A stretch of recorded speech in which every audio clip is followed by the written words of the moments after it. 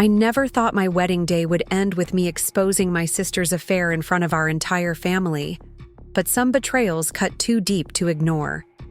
The look on Rebecca's face when I took the microphone is something I'll remember for the rest of my life. Before we jump back in, tell us where you're tuning in from, and if this story touches you, make sure you're subscribed, because tomorrow, I've saved something extra special for you. I was 11 when I realized my sister Rebecca didn't just dislike me. She actively resented my existence. It happened during my piano recital, the first time I'd ever performed in front of an audience.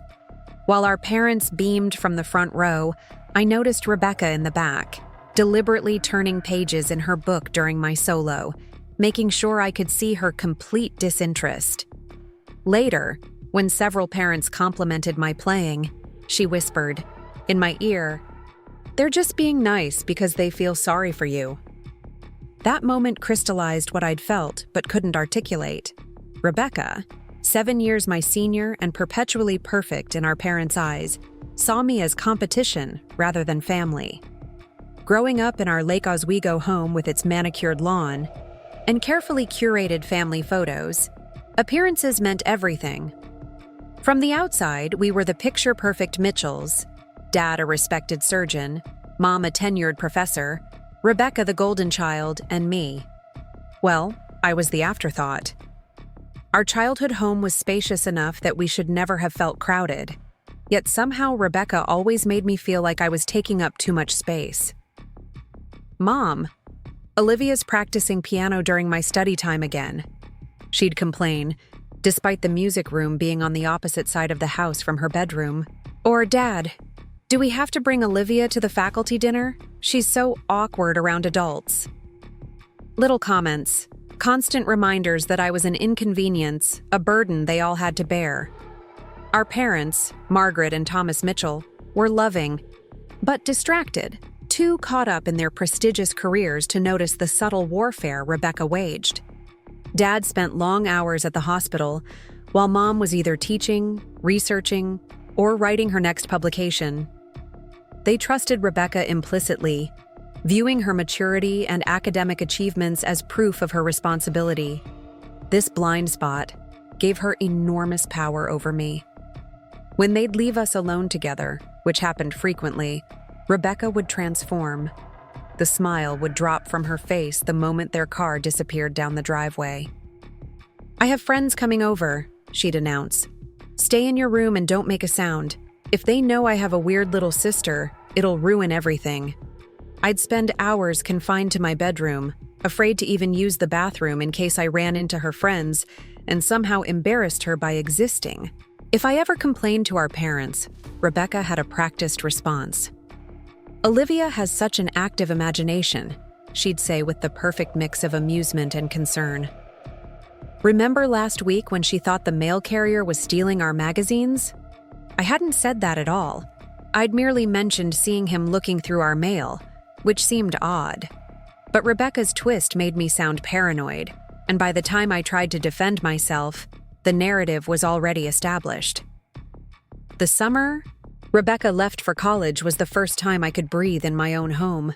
Suddenly, I could use the family computer without being timed, watch what I wanted on TV, and exist in the common areas without feeling like I was trespassing. For 3 glorious months, I experienced what normal might feel like. Then Thanksgiving arrived, and with it, Rebecca's triumphant return. She swept in with stories of her sorority, her pre-med classes, and the admiration of her professors. Our parents hung on every word, pride emanating from them like heat. When dinner was served, Mom placed an envelope beside Rebecca's plate, a congratulatory check for making the dean's list. "And what about Olivia?" Rebecca asked with faux generosity. "Didn't she do well on that math test? Maybe she deserves a little something too." Mom looked momentarily guilty. "Of course, honey. We're proud of you too," she said. But there was no envelope for me, no tangible recognition, just words that felt hollow against Rebecca's orchestrated magnanimity. Later, I overheard Rebecca on the phone with a friend. God, it's exhausting having to remind them they have another daughter. I'm like, hello? Parent much? The pattern continued through my high school years.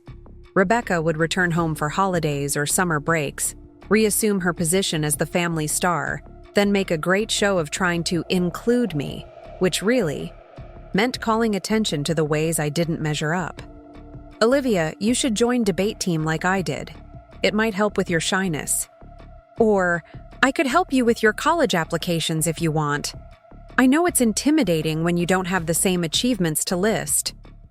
What Rebecca never acknowledged was that I had my own strengths. While she excelled at memorization and test-taking, I had a gift for creative problem-solving and coding.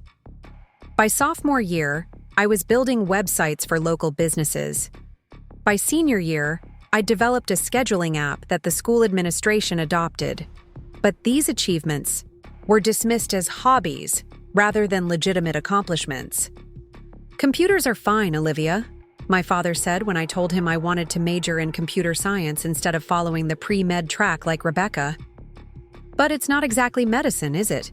People don't trust their lives to programmers.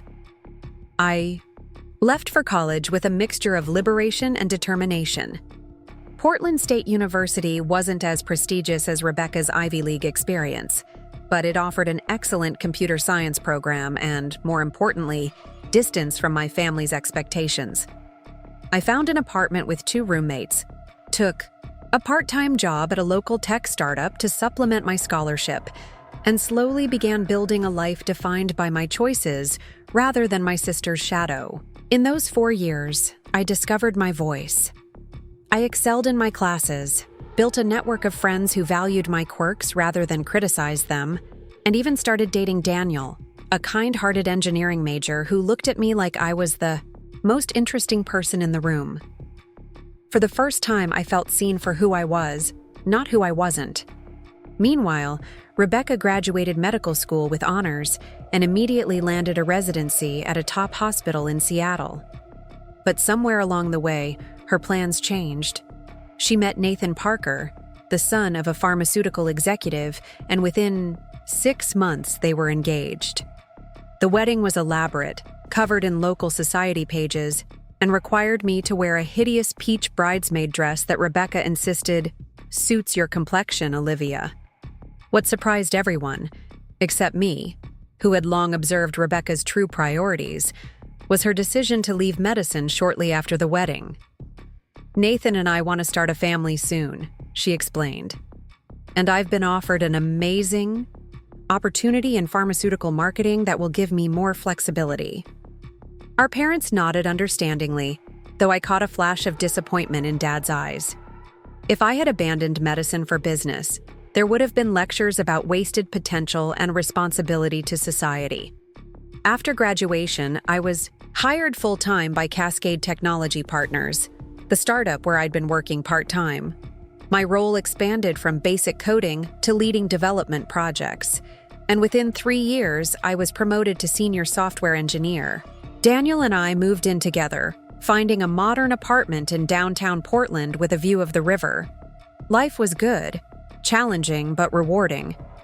My relationship with my family settled into a detached cordiality. Sunday dinners once a month, obligatory holiday gatherings, occasional text messages. I maintained the peace by keeping conversations superficial and expectations low. Rebecca and Nathan bought a colonial-style house in West Lynn, started trying for a baby, and cultivated the perfect social media presence. I muted her Instagram stories after the 3rd blessed and grateful post featuring her spotless kitchen and Nathan's adoring gaze. Then came the project that changed everything.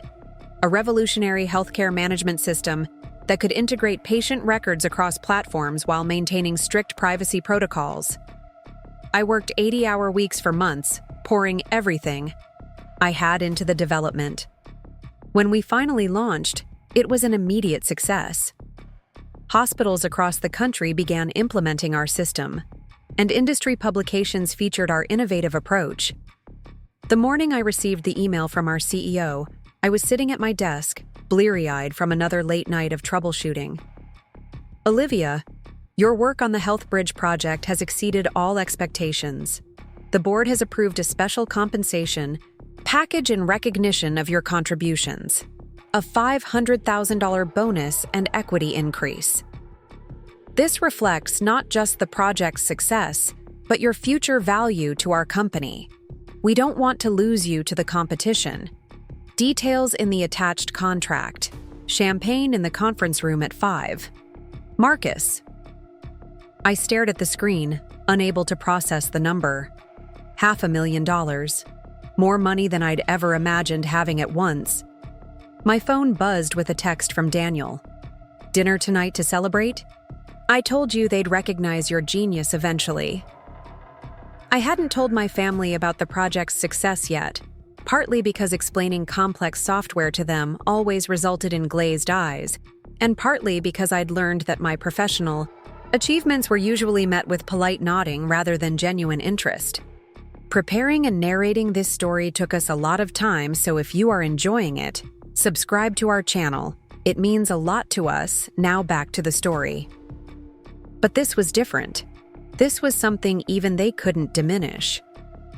That Sunday dinner, I decided to share my news.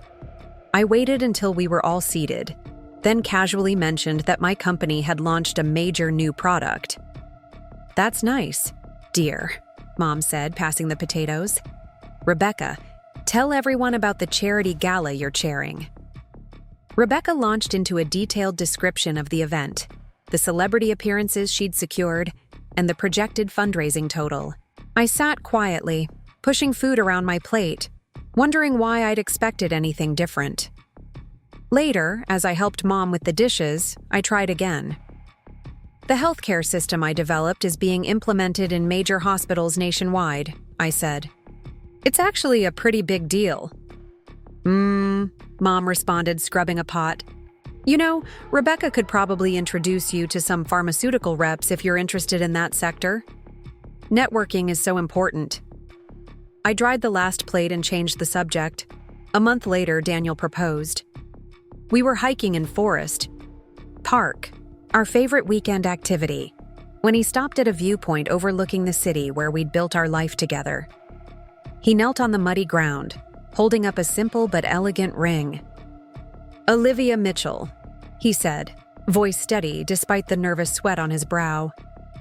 You're the most brilliant, resilient person I've ever known. Will you marry me? I said yes immediately, overcome with a joy so pure it momentarily washed away the lifetime of feeling second best.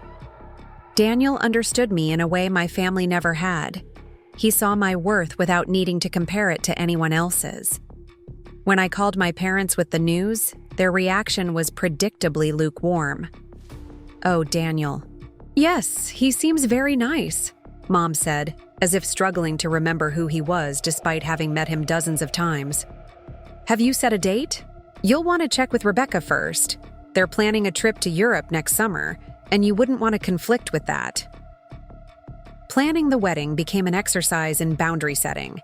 I chose Timberline Lodge on Mount Hood, a place that held special meaning for Daniel and me, rather than the country club where Rebecca had married. I selected a dress that made me feel beautiful, rather than the style my mother insisted was more flattering for your figure, dear. And I asked my college roommate Sophia to be my maid of honor instead of Rebecca, a decision that caused the first real confrontation with my sister in years. I'm your sister, Rebecca said when I told her, her voice controlled but cold. It's tradition. Sophia has been there for me through everything, I replied. She's my best friend. Fine, Rebecca snapped. I hope your little tech friends enjoy the wedding. At least Mom and Dad are paying, so some of it will be tasteful. I took a deep breath before responding. Actually, Daniel and I are paying for the wedding ourselves. The silence on the other end of the phone was deafening. Finally, Rebecca spoke. With what money? Those little apps you make can't pay that much. I should have left it there, should have given some vague answer about savings and budgeting. But for once, I wanted to stand my ground. I received a substantial bonus at work recently. We can afford it. How substantial? Rebecca pressed. That's not really the point. How much, Olivia? $500,000, I said, the words rushing out before I could reconsider. And equity, for the healthcare system I developed. Another long silence. Then, well, aren't you special? Does this mean we should expect a registry? Full of overpriced gadgets? Or are you too rich for gifts now? I ended the call shortly after, a familiar knot of frustration tightening in my chest. Some things never changed. The weeks leading up to the wedding were a blur of vendor meetings, final fittings, and last-minute crises. Through it all, Daniel was my rock, handling the details that overwhelmed me and reminding me that this day was about us, not my family's approval. The morning of the wedding dawned clear and beautiful, the mountain peak visible against a perfect blue sky. As I sat in the bridal suite, Sophia arranging my hair while my mother fussed with my veil, I felt a strange calm. Whatever happened today, I had built a good life, a life that was authentically mine. I still think the cathedral veil would have been more elegant, Mom said, adjusting the simpler style I'd chosen. Rebecca's was imported from Belgium, you know. Mom, Sophia interjected, Olivia looks absolutely stunning. The dress, the veil, everything. It's perfect for her. My mother stepped back, finally really looking at me. Yes, she admitted. You do look lovely, dear. It was perhaps the most straightforward compliment she'd given me in years. The ceremony went off without a hitch. Standing before our gathered friends and family, exchanging vows with Daniel, I felt a sense of rightness that overrode my usual self-doubt. His hands were steady as he slipped the ring onto my finger, his eyes clear and certain. I do, I said, and meant it with every fiber of my being. At the reception, held in Timberline's grand hall with its soaring timber beams and stone fireplace, everyone seemed to be enjoying themselves. Even my parents had relaxed. Dad laughing with Daniel's father about some shared interest in vintage cars, Mom admiring the centerpieces that matched her suggested color scheme. Rebecca and Nathan arrived fashionably late, her entrance timed, to ensure all eyes turned to admire her designer gown. The trouble began during the toasts. James Cooper, Daniel's best friend from college and best man, had just finished a heartfelt speech about our relationship when Rebecca unexpectedly rose from her seat, champagne glass in hand. I'd like to say something too, she announced, her smile not quite reaching her eyes. For those who don't know me, I'm Rebecca, Olivia's big sister. A ripple of anticipation went through the room. This wasn't on the program, but family speeches were common enough that no one seemed concerned, except me. I knew that tone, that smile. Something was coming. It's been amazing watching my little sister grow up, Rebecca continued. From the shy, awkward girl who always lived in my shadow to the successful woman she is today. She paused for effect. And I do mean successful.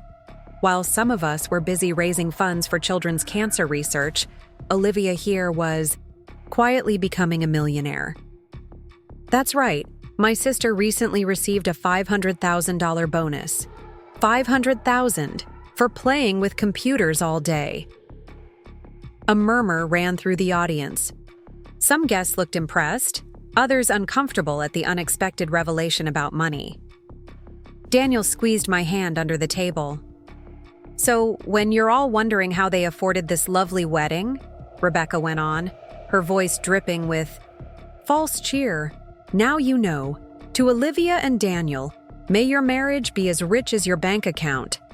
She raised her glass, but few guests joined the toast. Most seemed to sense the malice behind her words.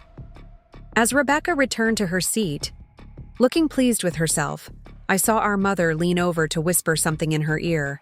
Not a reprimand, but what appeared to be a question. Rebecca nodded, and they both glanced at me with identical expressions of barely concealed resentment. In that moment, something in me snapped. After a lifetime of diminishment, of having my achievements belittled or ignored, of being gaslighted, about Rebecca's treatment of me, I'd finally reached my limit. The old Olivia would have smiled tightly and moved on, preserving the peace at her own expense. But I wasn't that person anymore. I had a choice to make. I could let this go, as I'd let so many things go before, or I could finally stand up for myself. And that's when I remembered what Sophia had told me 3 days earlier, her face grave as she debated whether to share the information. I saw something, Liv, something you should know about, but I don't want to ruin your wedding week. The weight of that knowledge pressed on me now as I looked across the room at my sister's smug expression. Some secrets are too toxic to keep. I stood up, my heart pounding but my resolve firm. Daniel looked at me questioningly. "Are you sure?" he murmured, somehow understanding what I was about to do. I nodded and reached for the microphone. "Thank you, Rebecca, for bringing up my bonus," I said, my voice steadier than I expected. "You're right. I am proud of what I've accomplished professionally. The healthcare system I developed will help millions of patients, and yes, I was compensated accordingly. I wasn't planning to discuss money today, but since you opened that door..."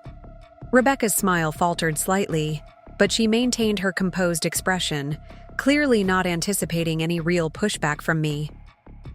"What I find interesting," I continued, "is how quick you are to mention my finances when you've been keeping so many secrets of your own. Secrets that I think Nathan deserves to know about." Now Rebecca's expression changed dramatically, panic flashing across her features. She made a slight movement as if to stand, but Nathan's hand on her arm stopped. "Her.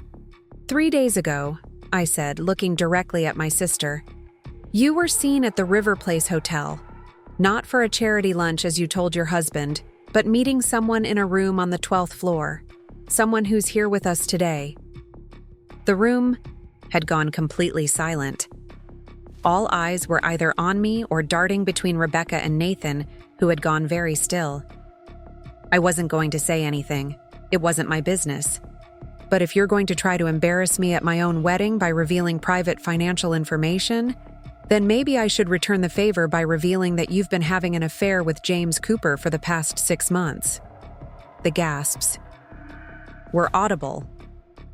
James, who had been taking a sip of champagne, choked and went pale. Nathan turned slowly to stare at his wife, whose face had drained of color. "That's ridiculous," Rebecca stammered. "Olivia is making this up because she's always been jealous of me. She's obviously having some kind of breakdown." "I have the hotel receipts," I interrupted calmly, "and security camera footage from the elevator. Sophia's cousin works there as a manager. She recognized you both from my wedding photos when she was helping me plan the rehearsal dinner." Nathan stood up abruptly, his chair scraping loudly against the floor. Without a word, he walked out of the hall. James, after a moment of frozen panic, hurried after him, presumably to attempt damage control. Rebecca remained seated, shock and fury warring on her face. Our mother rushed to her side, throwing me a look of utter disappointment. Not for Rebecca, whose infidelity had just been exposed, but for me, who had dared to expose it. "I think you should leave," I said quietly, no longer needing the microphone. In the silent room. "Both of you." Rebecca stood on shaky legs, her perfect composure shattered. "You've ruined everything," she hissed as she passed my table. "I'll never forgive you for this." "I forgave you for years of cruelty," I replied. "I don't need your forgiveness now." As Rebecca and our mother hurried from the hall, the whispers began. I felt a moment of doubt. Had I gone too far? Destroyed my own wedding reception? But then Daniel stood beside me, his arm firm around my waist. "Ladies and gentlemen," he said, his voice carrying across the murmuring crowd, "I think it's time for our first dance. DJ, music please." As the opening notes filled the air, Daniel led me to the center of the floor. "Are you okay?" he whispered against my hair. "I think I finally am," I answered, and meant it. We danced, and gradually our guests joined us, the awkward moment giving way to celebration once more. My father approached later, his expression unreadable. "That was quite a scene," he said. I braced myself for criticism, for the familiar disappointment. Instead, he sighed deeply. "I've never understood you two. Sisters should protect each other, not this." He gestured vaguely, "But I should have done more to stop it years ago." It wasn't quite an apology, but it was more acknowledgement than I'd ever received. The rest of the reception passed, in a blur of dancing, cake cutting, and genuine well wishes from friends who, unlike my family, actually wanted to see me happy. When Daniel and I finally left for our honeymoon suite, exhausted but oddly exhilarated, I felt as though I'd shed a burden I'd been carrying since childhood. That was 6 months ago. Rebecca and Nathan are in counseling, trying to repair their marriage. My relationship with my parents remains complicated. Sometimes I catch glimpses of newfound respect in their eyes. Other times they slip back into old patterns of comparison and criticism. But the difference now is that I no longer seek their approval with the desperation of that little girl at the piano recital. The truth is, sometimes family is who you're born to, and sometimes it's who you choose. Daniel, Sophia, our circle of loyal friends, they're the family who sees me clearly, who celebrates my victories without resentment, who loves me without conditions. As for Rebecca and me, I don't know if we'll ever have a real sisterhood. Some wounds cut too deep, some patterns are too ingrained. But in a strange way, I'm grateful for the conflict that shaped me. Without Rebecca's shadow, I might never have worked so hard to find my own light. They say living well is the best revenge. I prefer to think of it differently. Living authentically is the best freedom. And after 30 years of trying to be what others wanted, I'm finally, unapologetically myself. The morning after the wedding, I woke up in our honeymoon suite, feeling a strange mixture of liberation and dread. Sunlight streamed through the floor-to-ceiling windows, illuminating Daniel's sleeping face, peaceful and untroubled. For a moment, I envied his calm. He hadn't just detonated a family nuclear bomb at our reception. I slipped out of bed and padded to the window. Mount Hood loomed against the clear sky, majestic and indifferent to human drama. My phone, which I'd deliberately turned off after we reached the suite, sat on the desk like a ticking bomb. Turning it on felt like opening Pandora's box, but I couldn't hide forever. As expected, the notifications flooded in immediately. 17 missed calls from my mother, 5 voicemails, dozens of text messages ranging from concerned friends checking into distant relatives sharing their shock. I started with Sophia's message. "Doing okay?" That was epic. BTW. No regrets? Call me when you can. I smiled despite myself. Sophia had always been my fiercest defender, even when I couldn't defend myself. Without her revelation about Rebecca and James, I might have swallowed my sister's humiliation attempt like I'd swallowed every other slight over the years. The first voicemail from my mother was exactly what I'd expected. "Olivia Elizabeth Mitchell, how could you do something so inappropriate? At your own wedding. Your sister is devastated. Call me immediately." Her voice trembled with that particular blend of anger and disappointment she'd perfected during my childhood. The second voicemail, left an hour later, took a different approach. "Olivia, please call us. Your father and I are very concerned about your mental state. To make such wild accusations. This isn't like you. We understand wedding stress can be overwhelming, but there are healthier ways to manage it." I deleted the rest without listening.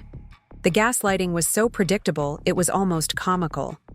Of course, Rebecca's affair was wild accusations, while her public announcement of my bonus was merely an unfortunate slip.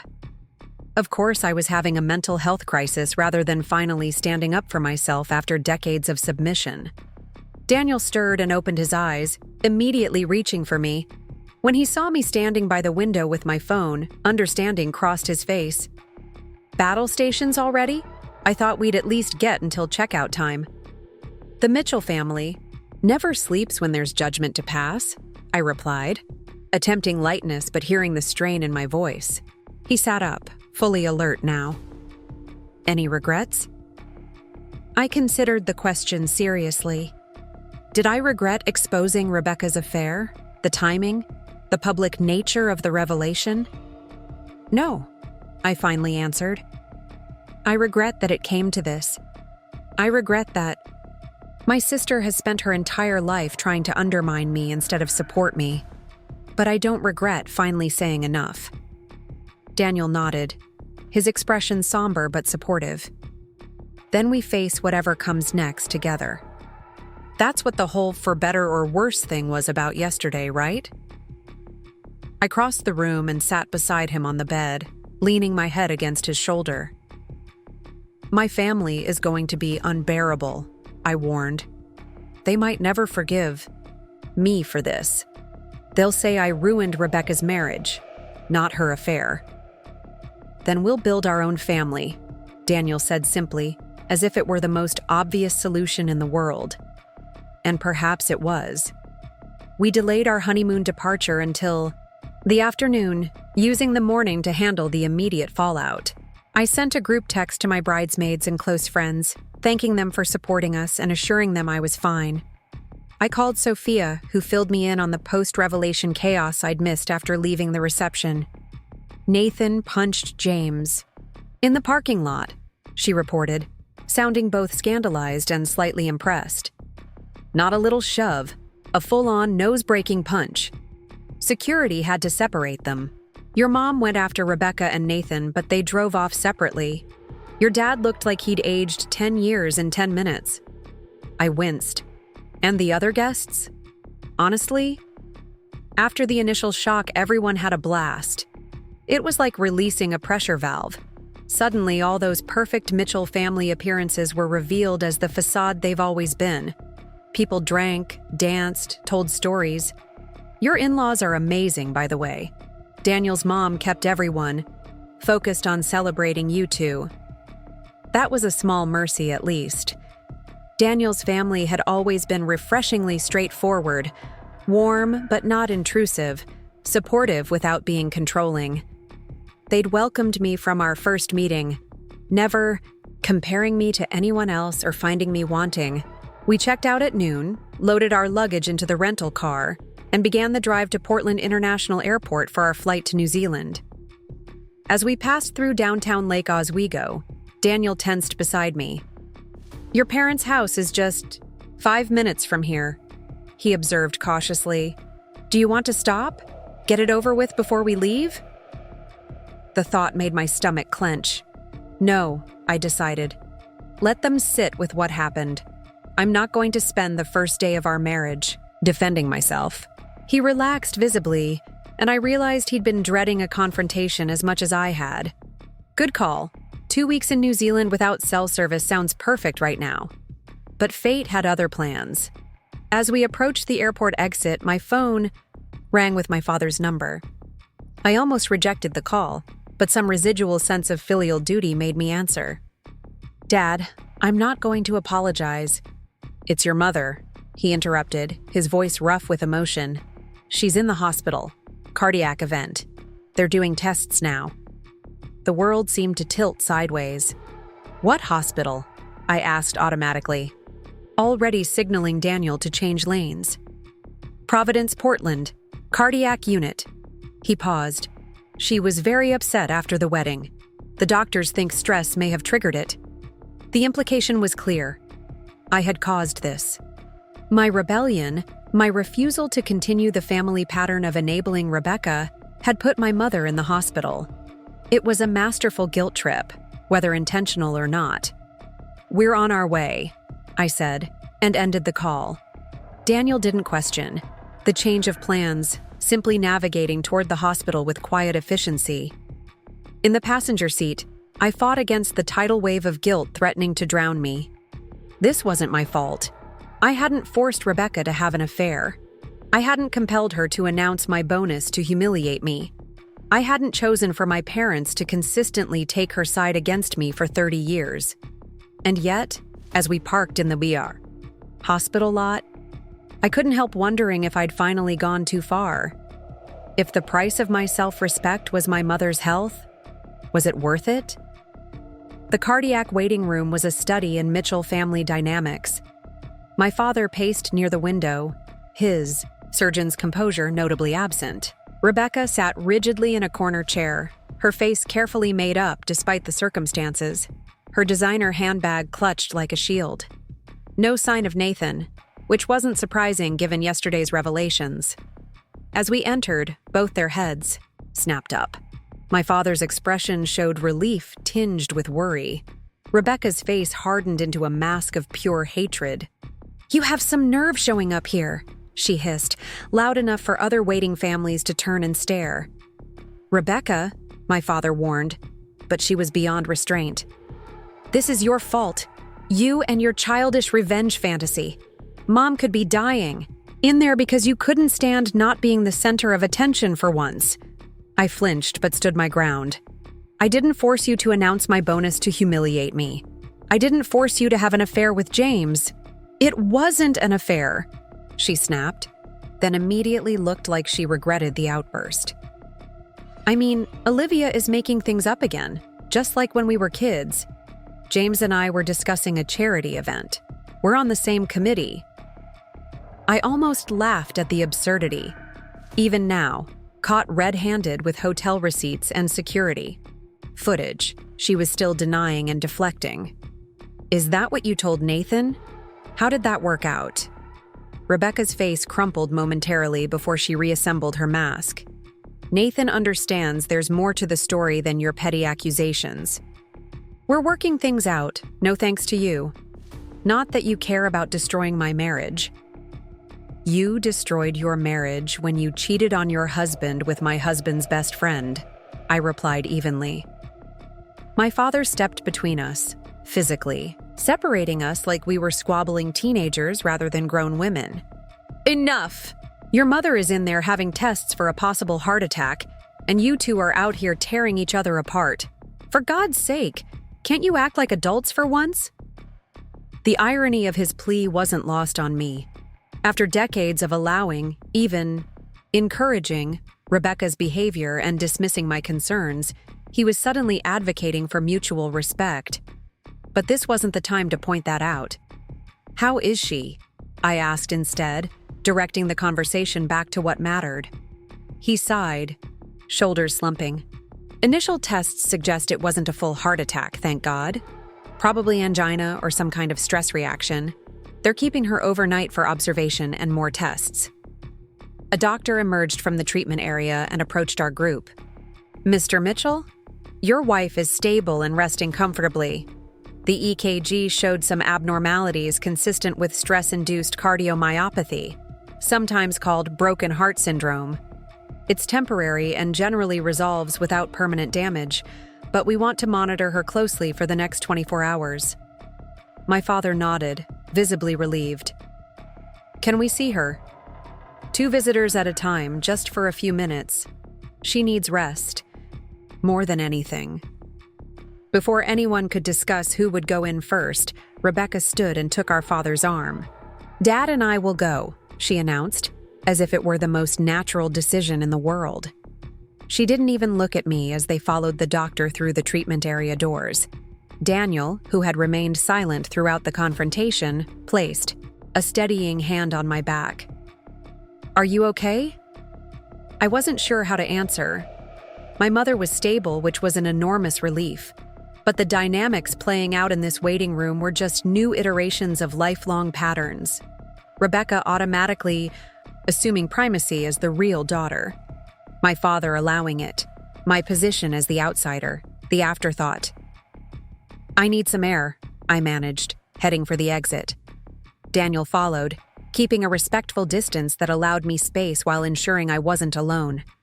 Outside, The Portland afternoon had turned gray and drizzly, matching my mood. I leaned against a concrete pillar, letting the cool mist dampen my face. "We missed our flight," Daniel observed, checking his watch. The honeymoon. In the crisis, I'd completely forgotten. "I'm so sorry. I'll call the airline, see if we can reschedule." He waved away my apology. "Already handled it. I rebooked us on tomorrow's flight while you were talking to your dad and sister. If your mom's stable, we can still go. If not, we cancel. No pressure either way." This simple act of practical support nearly undid me. While my blood family was inside perpetuating toxic patterns, my chosen family, my husband, was quietly managing logistics and creating space for whatever I needed. The contrast couldn't have been starker. "What did I do to deserve you?" I asked, only half joking. He smiled, rain droplets clinging to his glasses. "You're asking the wrong question. It's not about deserving. It's about choosing and being chosen every day." We returned to the waiting room just as my father and Rebecca emerged from the treatment area. My father looked exhausted but less panicked. Rebecca's expression was unreadable. "She's asking for you," my father said, surprising me. "She's tired, so keep it brief." I nodded and started toward the door, but Rebecca blocked my path. "Don't upset her," she warned. "She's fragile right now." The implication was clear. Don't mention the wedding, the affair, any of it. Maintain the fiction that we were a normal, loving family. For a moment, I considered arguing, but what would be the point? This wasn't the time or place for another confrontation. "I won't," I promised, and meant it. Whatever my issues with my mother, I didn't want to endanger her health. The cardiac monitoring unit was hushed and dimly lit. My mother lay in a bed surrounded by beeping machines, looking smaller and more vulnerable than I'd ever seen her. Her carefully maintained appearance was gone. No makeup, hair disheveled, hospital gown replacing her usual tailored outfits. The sight was jarring. "Mom?" I said softly, approaching the bed. She turned toward me, her expression a complex mixture of emotions I couldn't fully decipher. "Olivia, you came." "Of course, I came. How are you feeling?" "Like I've been hit by a truck," she admitted with a weak attempt at humor. "They tell me it's stress-related. Not a real heart attack." I took her hand carefully, mindful of the IV line. "I'm so sorry you're going through this." She studied my face for a long moment. "Your honeymoon. You're missing it because of me." "It's just delayed, not canceled. Nothing important." "Sit." She patted the edge of the bed. When I complied, she continued, "I need to say something while I have the clarity. This experience, facing mortality, even briefly, it makes you think." I braced myself for recriminations, for blame about the wedding disaster. Instead, she surprised me. "I haven't been fair to you," she said quietly. "For a long time." The admission was so unexpected that I couldn't formulate a response. My mother had never acknowledged any preferential treatment of Rebecca, had denied it vehemently whenever I'd tried to discuss it as an adult. "Rebecca has always been challenging," she continued. "Strong-willed, demanding. Even as a baby. She required so much attention, so much management. You were different, self-sufficient, quiet. It was easy to let you fade into the background while we dealt with her. Constant crises." I swallowed hard. "I know." "That doesn't make it right," she said, her voice stronger now. "I convinced myself we were being fair, that you just needed less than she did. But that wasn't true, was it? You just asked for less." Tears threatened, but I blinked them back. "Yes." She sighed, closing her eyes briefly. "What happened at the wedding? I'm not saying I approve of how you handled it, but Rebecca's behavior was inexcusable. Announcing your bonus like that in front of everyone? It was deliberate cruelty. This was more acknowledgement than she'd ever offered of Rebecca's pattern of behavior toward me. I hardly knew how to respond. As for the other matter, she continued carefully, your father and I don't know what to believe. Rebecca denies everything, says you invented the affair to embarrass her. And there it was, the familiar pattern reasserting itself, the brief moment of insight giving way to the established dynamic. Rebecca's word against mine, with my parents caught in between but inevitably siding with her. I didn't invent anything, I said, keeping my voice level. Sophia's cousin has the hotel footage. James checked in under his own name. They weren't exactly careful. My mother's expression shuddered. Well, that's between Rebecca and Nathan. It's not our business to interfere in their marriage. The double standard was so blatant it was almost laughable. Rebecca interfering in my wedding by publicly announcing my bonus was apparently acceptable, but mentioning her affair with the best man was crossing a line. Right, I said, suddenly tired of the whole situation. Not our business. She must have sensed my withdrawal because she tightened her grip on my hand. Olivia, please understand, Rebecca is in a very fragile state right now. Her marriage is at risk. We need to support her through this difficult time. I gently but firmly reclaimed my hand. And what about supporting me?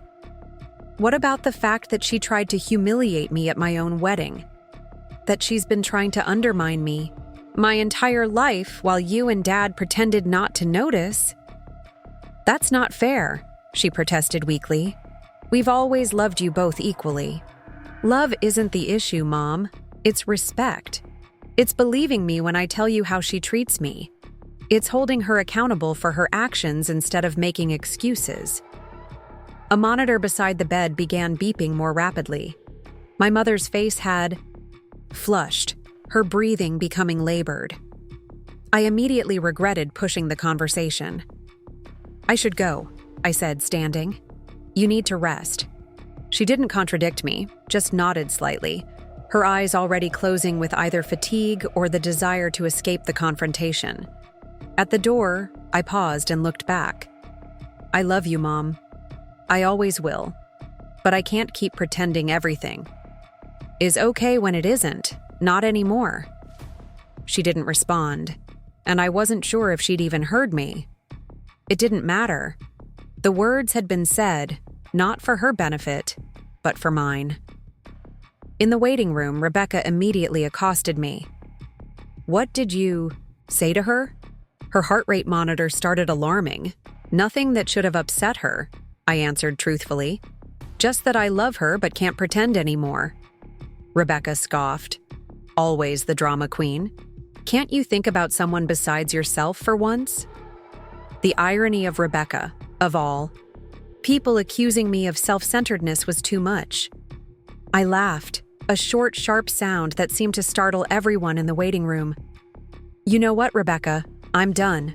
Done trying to please you. Done hoping for your approval. Done pretending. We have a normal sister relationship. You've spent your entire life trying to diminish me, and I've spent mine trying to understand why. But it doesn't matter anymore. I'm moving forward without your constant shadow over me. She blinked, momentarily thrown by my directness. Then, her face hardened. Fine, walk away. That's what you do best, isn't it? When things get difficult, Olivia disappears. Go on your honeymoon while Mom's in the hospital. Run away like always. It was a masterful manipulation attempt, designed to trigger my lifelong guilt and sense of inadequacy. The old Olivia would have crumbled, would have canceled the honeymoon and spent the next week sitting in uncomfortable hospital chairs trying to prove her worthiness. But I wasn't that person anymore. Mom is stable. Dad is here. You are here. There's nothing I can contribute by staying except more tension, which is the last thing she needs right now.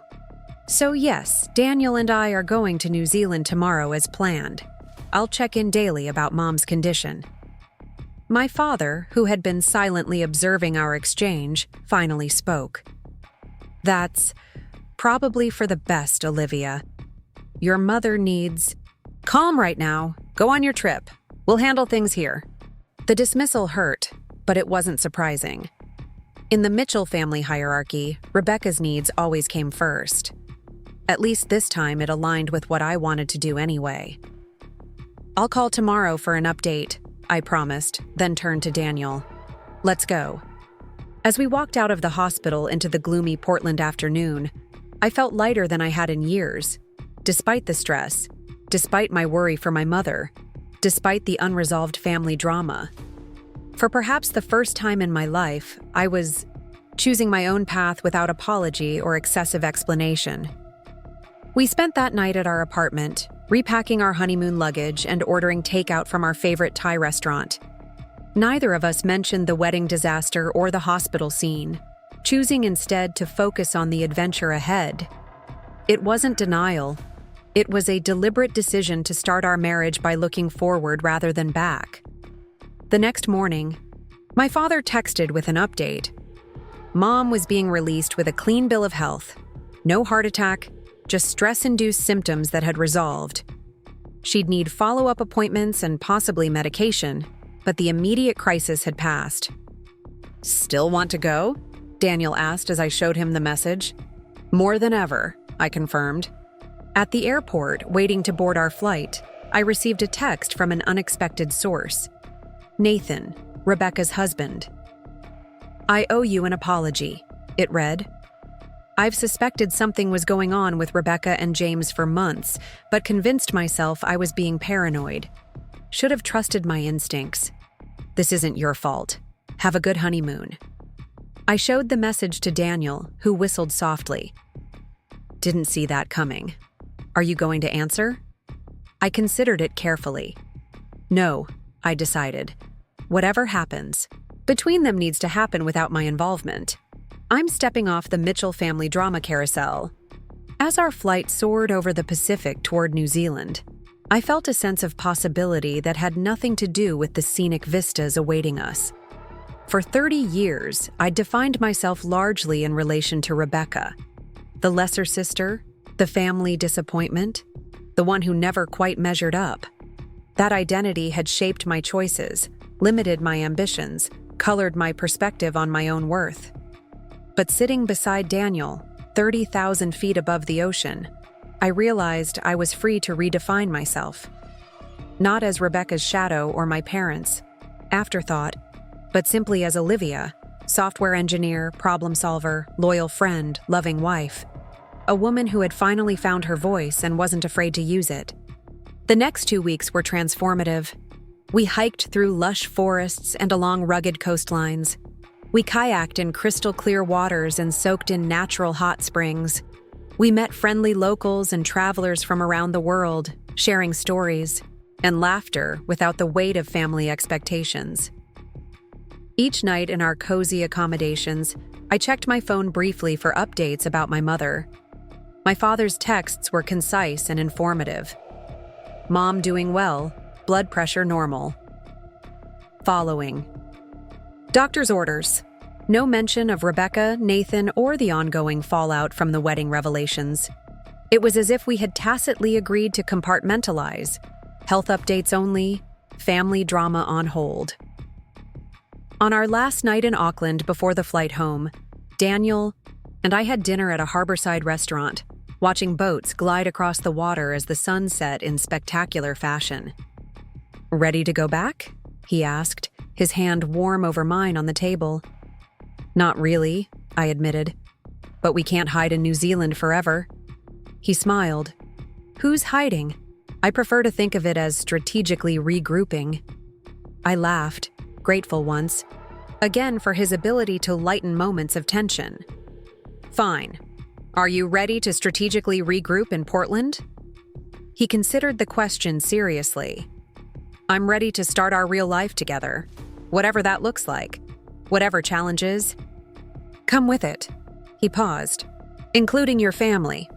You didn't sign up for this level of dysfunction, I said, the guilt that had been mostly dormant during our trip resurfacing slightly. Actually, I did, he countered. For better or worse, remember? Your family is part of the package, The complicated, sometimes toxic part, but still part of you. The simple acceptance in his voice brought unexpected tears to my eyes.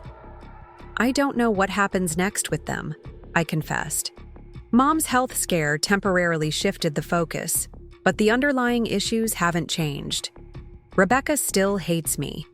My parents still default to protecting her. Nothing's really resolved. Maybe resolution isn't the goal, Daniel suggested.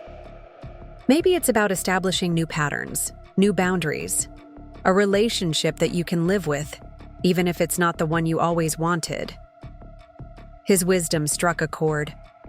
I'd spent years hoping for a family transformation that was unlikely to ever come. Perhaps the key wasn't changing them, but changing how I engaged with them, what I expected, what I accepted, what I walked away from. When did you get so insightful about family dynamics? I teased, deflecting slightly from the emotion of the moment. He shrugged, a smile playing at the corners of his mouth. I listened to a lot of podcasts during my commute. The joke broke the tension, and we finished our dinner talking about lighter topics. The cabin we'd stayed in near Queenstown, the overly friendly parrot that had tried to steal our lunch in a nature park, plans for exploring more of the Pacific Northwest when we returned home. Late that night, as Daniel slept peacefully beside me, I sat by the hotel window overlooking the twinkling lights of Auckland. My phone showed a new email from Cascade Technology Partners, final paperwork for my bonus and equity stake, requiring digital signatures. The money that had inadvertently triggered the wedding confrontation was now officially mine. I signed the documents, feeling a quiet pride that had nothing to do with the amount. This was recognition of my work, my innovation, my contribution to improving healthcare systems. No matter what Rebecca or anyone else might imply, I had earned this through my own merit. As I set the phone aside, a text message appeared from Sophia. Ready for your return? Gossip finally dying down. Rebecca making rounds with revisionist. History of wedding. Claiming misunderstanding about James. Classic Rebecca. Call when you land. I smiled ruefully. Of course, Rebecca was in damage control mode, rewriting events to cast herself as the victim of a misunderstanding rather than the perpetrator of an affair. It was exactly what I would have expected. The surprising part was that I didn't care. Her narrative no longer had power over me. I knew the truth, Daniel knew the truth, and the people whose opinions truly mattered to me knew it too. Rebecca could spin whatever tales made her feel better about her choices. Tomorrow we would board a plane and return to reality, to work challenges and mortgage payments, to grocery shopping and laundry, to navigating the complicated aftermath of family rupture. But we would face it together with clear eyes and strong boundaries. As the southern stars shone in unfamiliar patterns outside the window, I made a silent promise to myself. From now on, I would write my own story, free from the constraints of family mythology. It wouldn't always be easy. Old patterns had a way of reasserting themselves in moments of stress. But awareness was the first step toward change, and I was more aware now than I'd ever been. The path forward wasn't entirely clear, but for the first time in my life, that uncertainty felt like freedom rather than fear. Whatever came next, I would face it as myself, not as Rebecca's little sister or my parents' second daughter, but as Olivia Mitchell Harrington, standing firmly in my own light. Landing at Portland International Airport after 2 weeks in New Zealand felt like crossing a threshold. The familiar Pacific Northwest rain greeted us as we exited the terminal, the fine mist settling on my face like a homecoming kiss.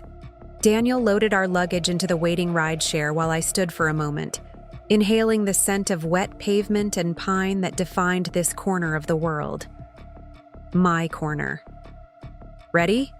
Daniel asked, holding the car door open with an expression that asked far more than that simple question. As I'll ever be, I replied, sliding into the back seat.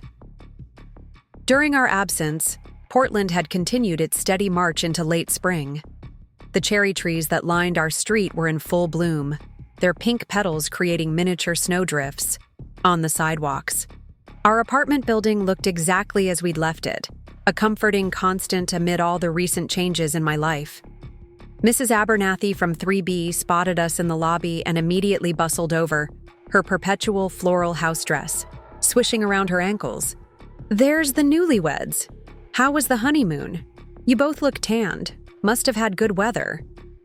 "It was wonderful," I answered truthfully, appreciating her straightforward warmth.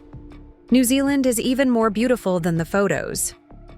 "Well, I've been collecting your mail," she said, reaching into the voluminous pocket of her dress.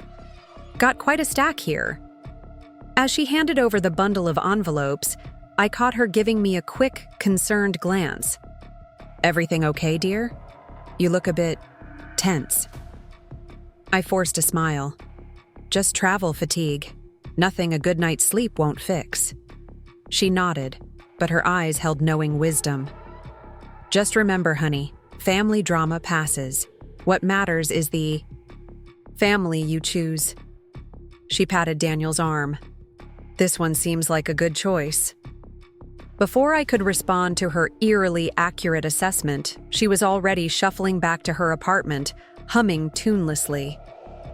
"How does she always know everything?" Daniel wondered as we waited for the elevator. "Small building superpower," I suggested. "Or she reads the local gossip blogs." The joke fell flat. We both knew that our wedding drama had likely made the rounds of Portland social circles, particularly given Rebecca's connections through her pharmaceutical work and charity endeavors. The thought of being the subject of whispered conversations and pitying glances made my skin crawl. Our apartment welcomed us with the slightly stale air of an unoccupied space. Daniel opened windows while I sorted through the mail. Bills, advertisements, a few wedding cards that had arrived after our departure. At the bottom of the stack was a thick cream envelope with a medical caduceus embossed in the corner, my father's personal stationery. I set it aside, unwilling to let whatever it contained disrupt my first evening home. Tomorrow would be soon enough to face whatever missive my father had deemed important enough to send via postal mail rather than text or email. That night, jet-lagged but determined to reclaim our normal routine, we ordered from our favorite Thai restaurant and ate on the balcony, watching the city lights flicker on as dusk descended. The conversation carefully avoided family topics, focusing instead on work schedules, upcoming social commitments, and logistics for unpacking the wedding gifts that had been delivered to our building's package room. "Sophia texted while you were in the shower," Daniel mentioned casually as we cleared the takeout containers. "She's organized a small welcome-back dinner tomorrow night. Just close friends." She said, and I quote, "No family drama allowed, just food, drinks, and normal.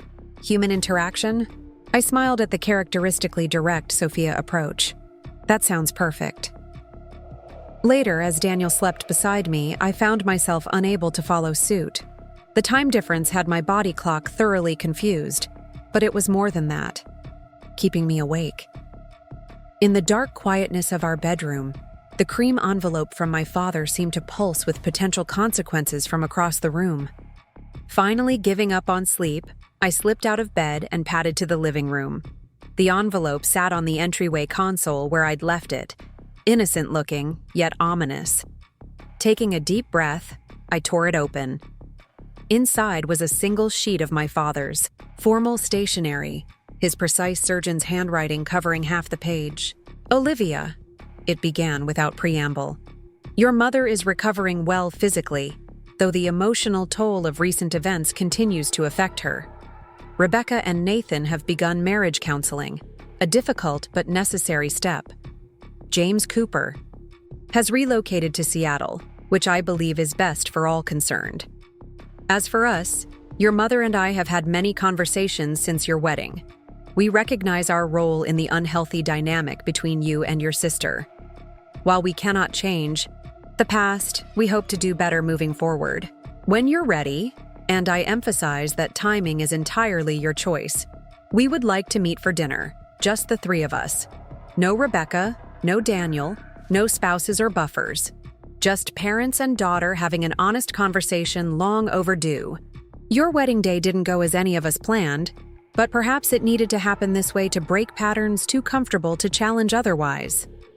With love, despite everything, Dad. I read the letter twice, trying to detect any hidden recriminations or subtle blame shifting between the carefully penned lines. Finding none, I set it on the coffee table and leaned back against the couch cushions, unsure how to feel.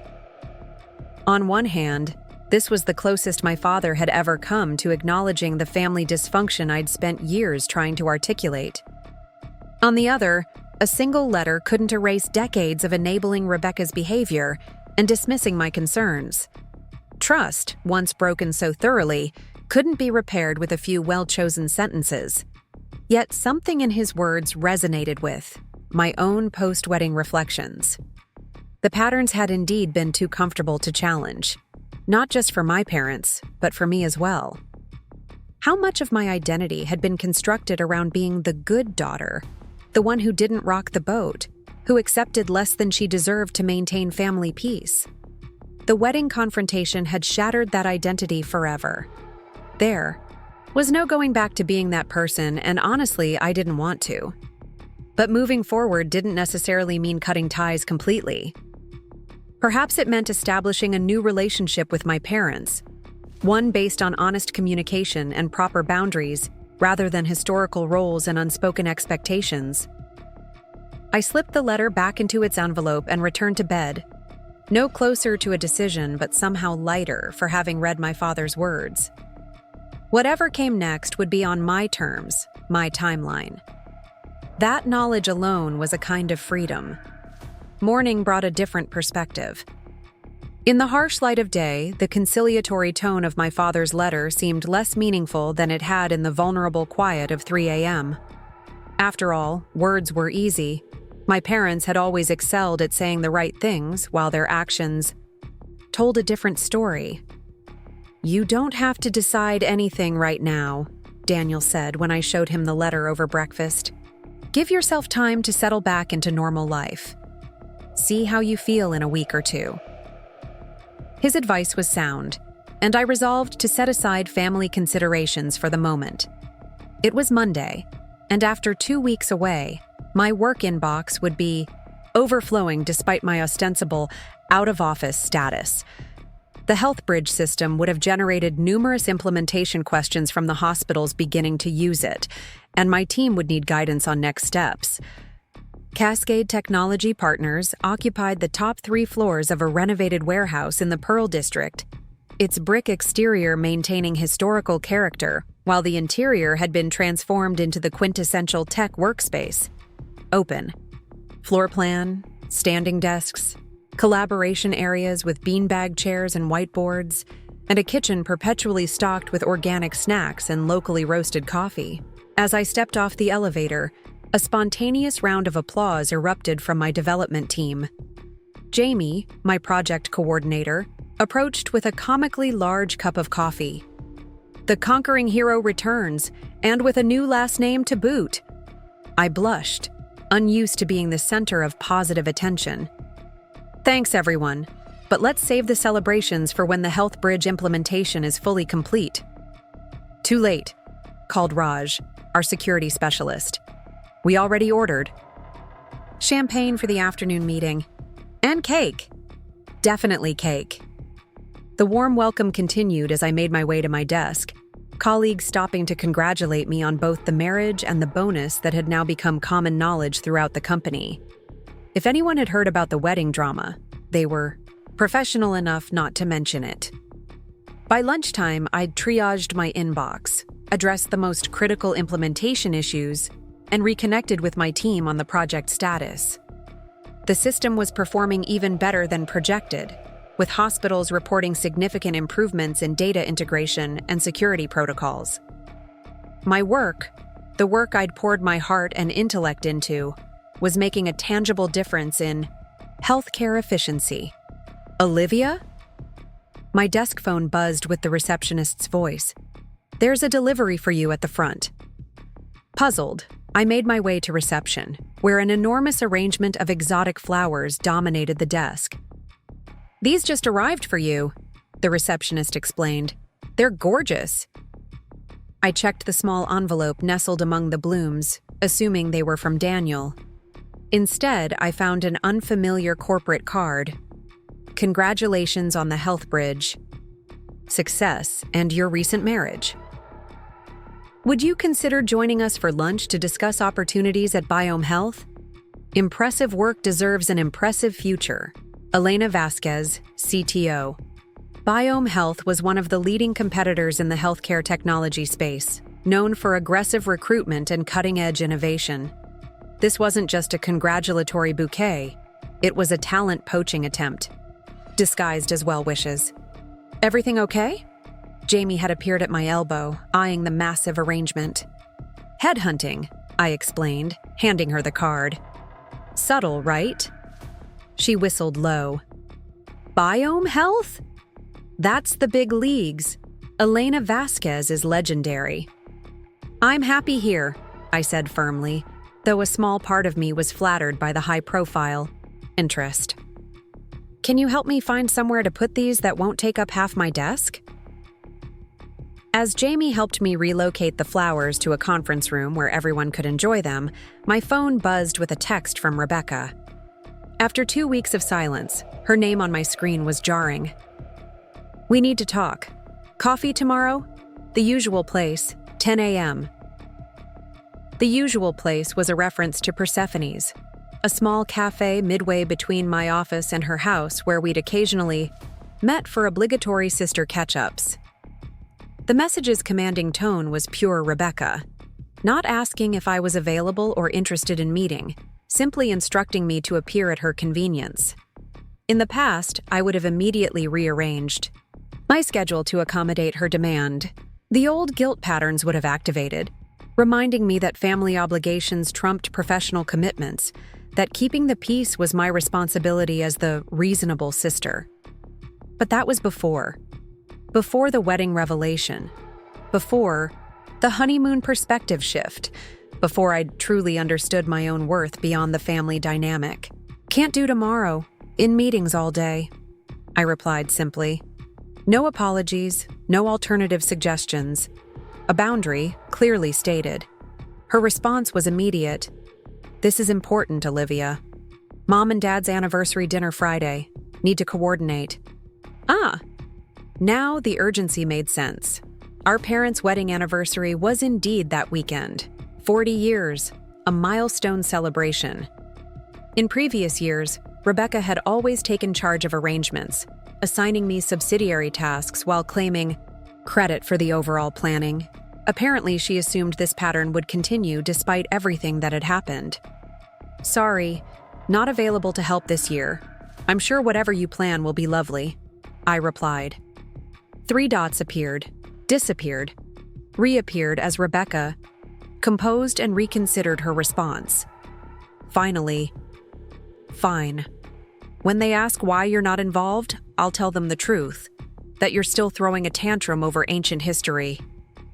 The manipulation attempt was so transparent it was almost laughable.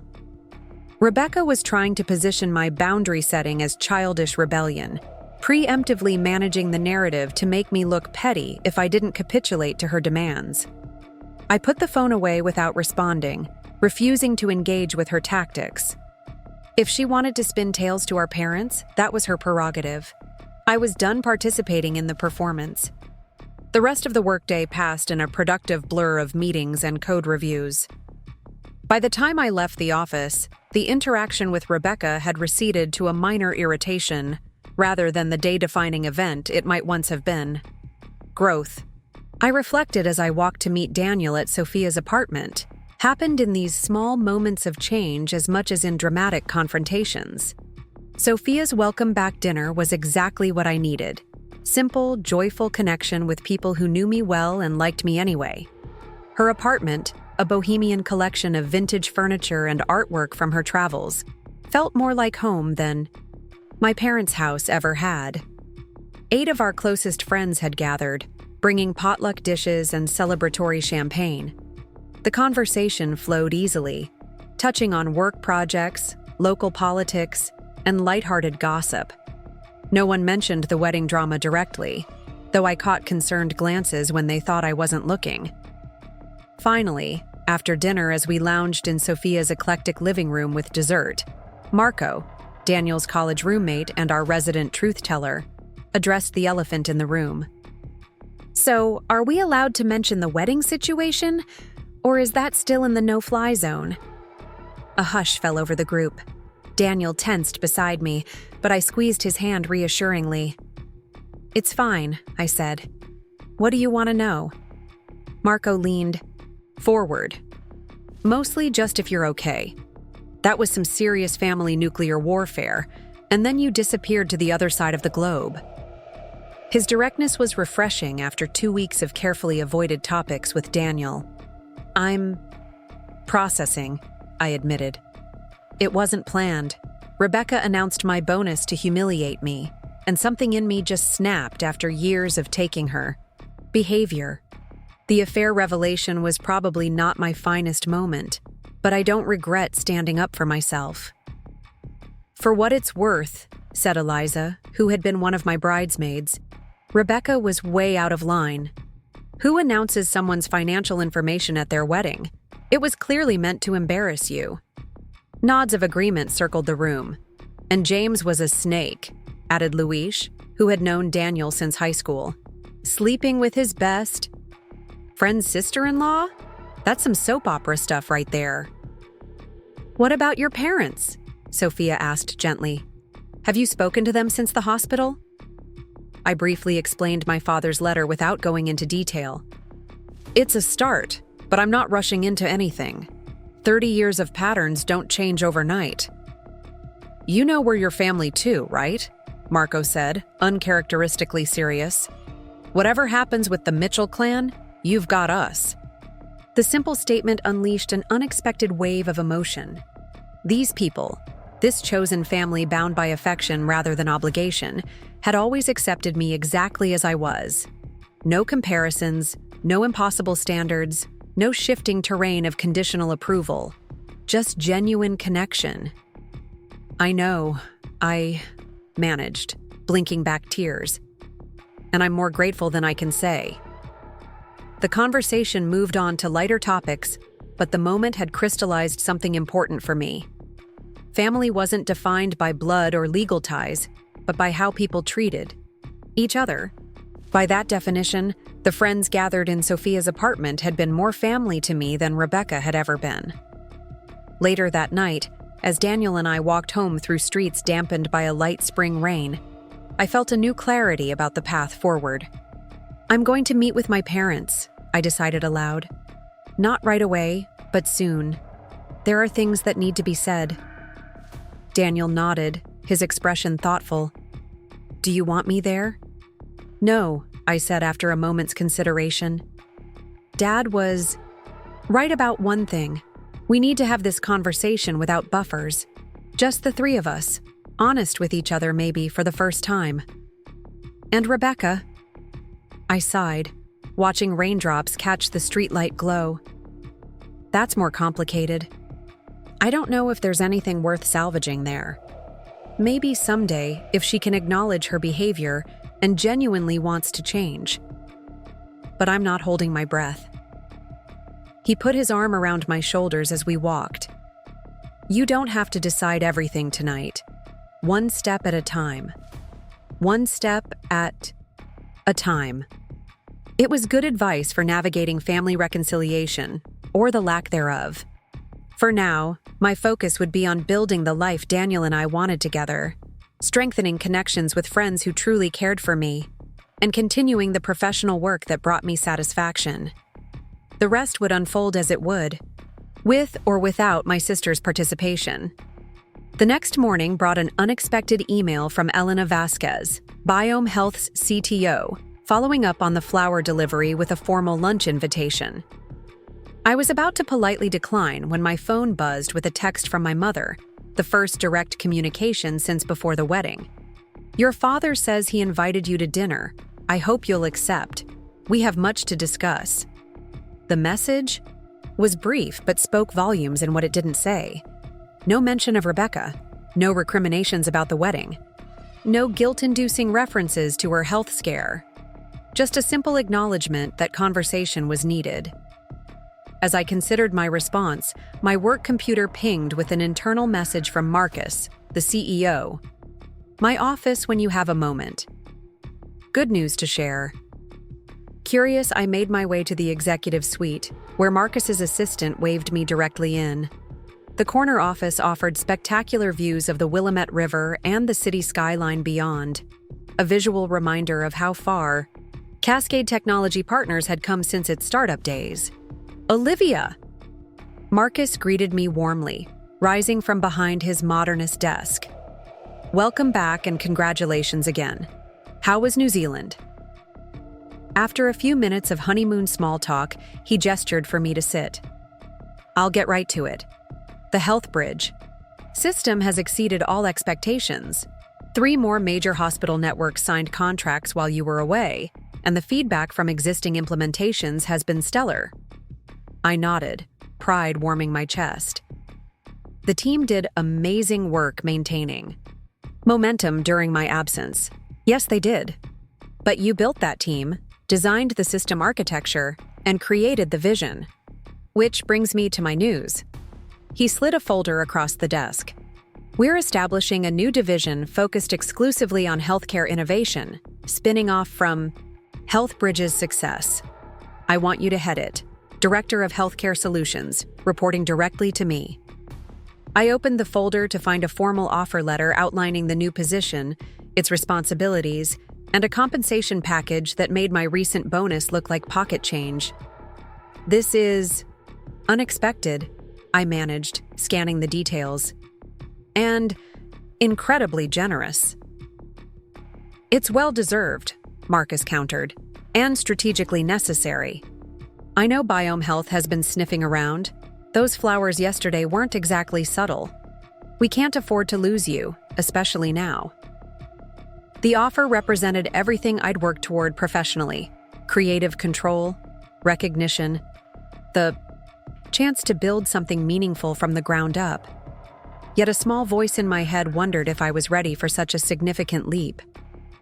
This would mean managing a much larger team, I observed, and interfacing directly with hospital executives and regulatory bodies. Marcus smiled knowingly. All things you've already demonstrated aptitude for during HealthBridge's development. The only difference is scale and title. Can I have a few days to consider? I asked, still processing the opportunity. Of course. Take the weekend. But Olivia? His expression turned serious. You've always underestimated yourself. Don't let imposter syndrome talk you out of a role you're perfectly qualified for. His words hit uncomfortably close to home. How much of my hesitation stemmed from genuine concerns about the position, and how much from the lifetime habit of downplaying my capabilities? Rebecca's voice echoed in my memory. You've always been good with computers, Olivia. It's cute how excited you get about coding. The dismissive praise designed to diminish, to categorize my professional passion as a quirky hobby rather than a significant career. I pushed the thought away. This decision would be based on my assessment of my skills and goals, not on childhood conditioning or my sister's belittling perspective. Thank you, Marcus. I'll let you know by Monday. As I returned to my desk, I felt a strange symmetry between the professional opportunity before me and the personal crossroads I faced with my family. Both required stepping fully into my own authority, claiming space without apology, and trusting my own judgment over the voices, external and internalized, that suggested I should aim lower, expect less, accommodate more. I texted a response to my mother. I'll consider dinner. Need to check some work commitments first. We'll let you know. Then I composed a brief professional email to Elena Vasquez, declining the lunch invitation, but expressing appreciation for her interest. I'm currently focused on exciting new developments at Cascade, I wrote, borrowing Marcus's diplomatic phrasing for turning down competitors.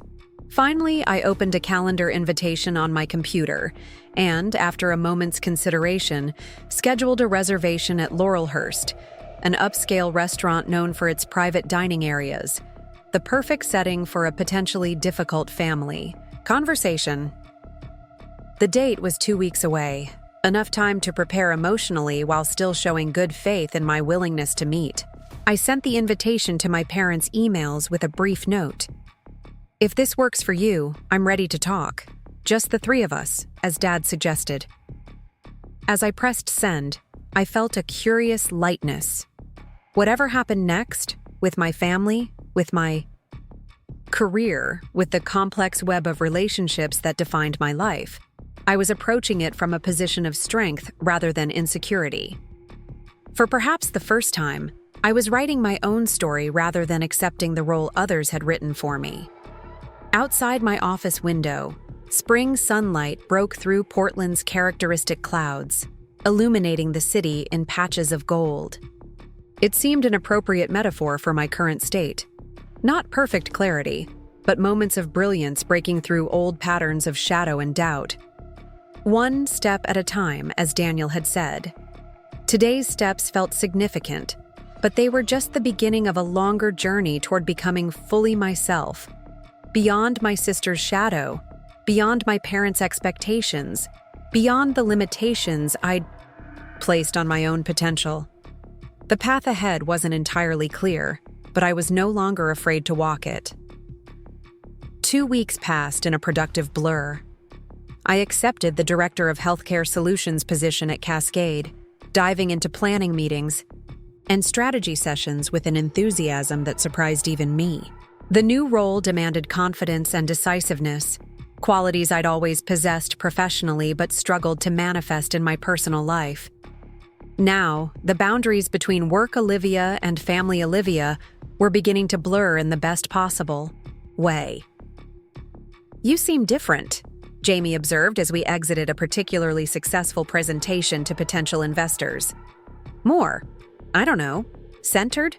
Like you're not second-guessing yourself anymore." I considered her observation as we walked. Back to our office space. "I guess I am different. Some things happened around the wedding that forced me to stand up for myself in ways I never had before." Jamie nodded knowingly. "The sister drama? People have been whispering, but nobody wanted to ask you directly." Of course they had. Portland's tech community was small enough that news traveled, especially juicy news involving public confrontations at high-profile events. "It was messy," I acknowledged, "but necessary. Years of patterns don't change without some kind of catalyst." "Well, whatever happened, it suits you," Jamie said, gesturing toward the glass-walled conference room where my new team waited. "Director Mitchell Harrington is a force to be reckoned with." I smiled at the use of my hyphenated married name, a choice that had felt both symbolic and practical. Symbolic in claiming my identity as part of the family Daniel and I were creating together. Practical in distinguishing my professional reputation from any lingering association with the Mitchell family drama. The dinner with my parents was scheduled for tonight. I'd chosen Thursday rather than weekend, a subtle boundary-setting move that limited the potential duration of our interaction. Work commitments meant I had a built-in reason to maintain reasonable hours, unlike Sunday dinners that had often stretched into marathon sessions of performative family harmony. As 5 o'clock approached, I found myself growing increasingly anxious.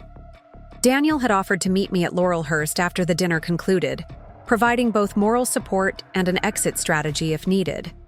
I'd packed a change of clothes, a simple navy dress that made me feel confident without being overly formal, to change into before meeting my parents. "You don't need armor," Daniel had said that morning, watching me deliberate over wardrobe choices. "Just be you." "Easy for you to say," I'd responded, half joking. "Your family communicates in complete, honest sentences instead of passive-aggressive subtext." But he was right, of course.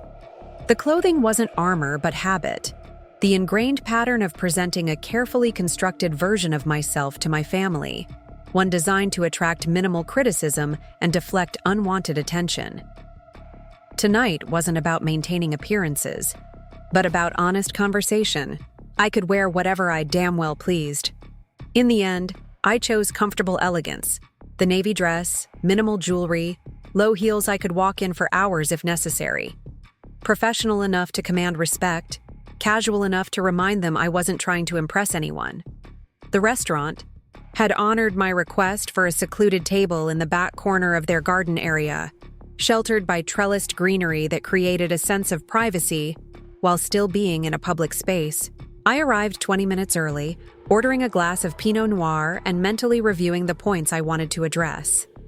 No accusatory lists or rehearsed grievances, those would only trigger defensiveness. But clear, straightforward observations about our family patterns and my boundaries moving forward. My parents arrived together, exactly on time as always. My father in one of his non-work suits, charcoal gray with subtle pinstripes, his concession to non-medical formality. My mother wearing an emerald silk blouse that brightened her complexion, making her look healthier than she had at the hospital. They spotted me immediately, my father raising a hand in greeting while my mother's expression remained carefully neutral. "Olivia," my father said as they reached the table. He hesitated, then leaned down to kiss my cheek, an unusual gesture for a man who had always maintained a certain physical distance from his children. "Thank you for arranging this." My mother followed suit with her own brief kiss, the scent of her signature perfume triggering a cascade of memories, piano recitals, school graduations, holiday gatherings where I'd tried so hard to earn the approval subtly withheld. "You look well," she said, appraising my appearance with practiced eyes. "Marriage suits you." We settled into our seats, the momentary awkwardness of greeting giving way to the familiar ritualized dance of menu selection and wine consideration. Small talk filled the space while our server took orders and brought bread. Work was going well, the weather had been unusually mild, Dad's golf game was improving under a new instructor. It wasn't until our appetizers arrived that my father cleared his throat and shifted the conversation toward its true purpose. "Olivia, your mother and I have been doing a lot of thinking since the events at your wedding and afterward." I nodded but remained silent, unwilling to smooth over the discomfort with reassurances as I might have done in the past. This was their invitation, their opening. Let them walk through it without my assistance. My father glanced at my mother, who nodded slightly, encouraging him to continue. I've realized that there have been patterns in our family that haven't served any of us well, particularly you." The admission, simple as it was, caught me off guard. I'd expected deflection, perhaps even subtle blame shifting. Direct acknowledgement was unexpected territory. "For years," he continued, "we've made excuses for Rebecca's behavior toward you. We told ourselves she was just being a typical older sister, that siblings always have friction, that you were oversensitive." My mother interjected, her voice softer than usual. "We convinced ourselves it was normal, but deep down, I think we always knew it wasn't. Rebecca has always been challenging. Even as a baby, she demanded constant attention, constant validation. When you came along, so self-sufficient and easygoing by comparison, it was simpler to focus on managing her needs and assume you were fine." "I wasn't always fine," I said quietly.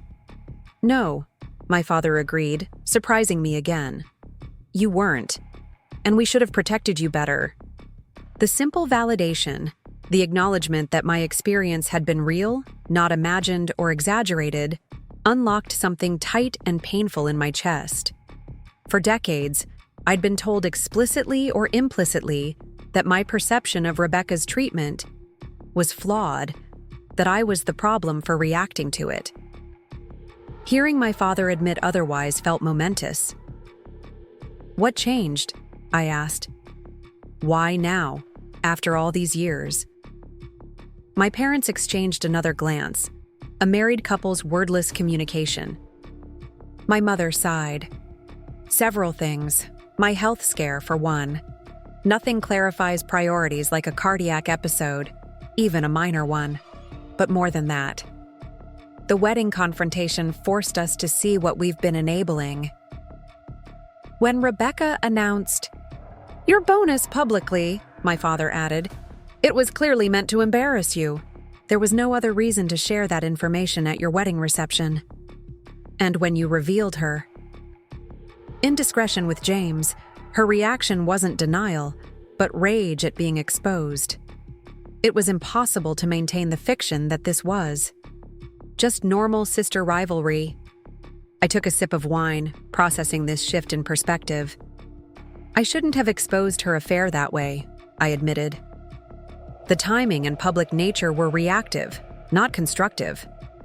But after a lifetime of taking her behavior and having my concerns dismissed, something in me just broke. "We understand that now," my mother said, "though I wish you had found another way to address it."